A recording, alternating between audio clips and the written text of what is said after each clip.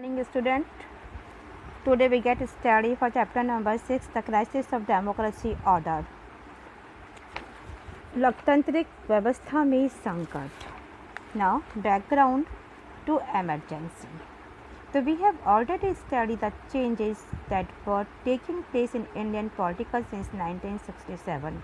Indira Gandhi had emerged as a twittering leader with tremendous popularities.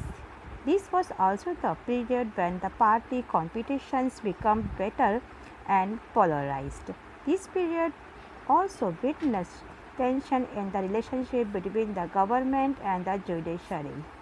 The Supreme Court found many incentives of the government to be violative of the Constitution. The Congress Party took the position, and this stand for the court was against principles of democracy and parliamentary supremacy. The Congress also alleged that the court was conservative institution and it was becoming an absolute in the way of implementing pro-poor welfare program.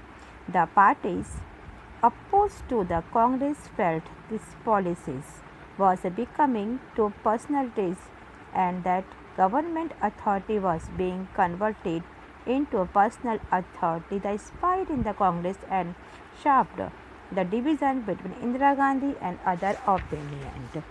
कि आपातकाल की पृष्ठभूमि में क्या हुआ, the background of the emergency में, कि 1967 के बाद से जिस समय भारतीय जनता पार्टी या इंडियन पॉलिटिक्स में जो बदलाव आ रहे थे उनके बारे में हम पहले ही पढ़ चुके हैं कि इंदिरा गांधी एक ऐसी नेता थी, ऐसी पॉपुलर लीडर के रूप में उभर के सामने आई कि उसकी पॉपुलरिटी बहुत ही हायर लेवल पर थी और इस ही ड्यूरेशन के अंदर जो कंपटीशन था, जो पॉपुलर पार्टीज़ के अंदर कहीं ज़्यादा स्ट्रिक्टली और पॉलरनेस यानी कि तीखी और पॉलरस थी और इसी ड्यूरेशन में जुडिशरी और गवर्नमेंट के पास जो आपसी रिलेशन था उसमें भी टेंशन आए हुए थे.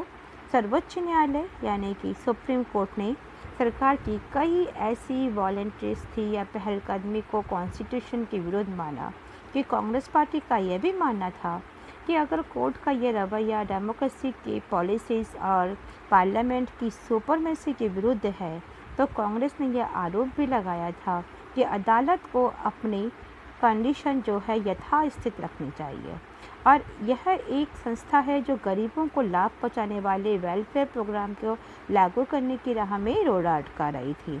तो कांग्रेस के जितने भी अपोजिशन के पार्टीज़ के जो लीडर्स थे उन लोगों को लग रहा था कि गवर्नमेंट अथॉरिटी को अपनी प्राइवेट अथॉरिटी मानकर इस्तेमाल कर रही है और पॉलिटिकल की हद से कहीं ज़्यादा ये इंडिविजुअल होती जा रही है.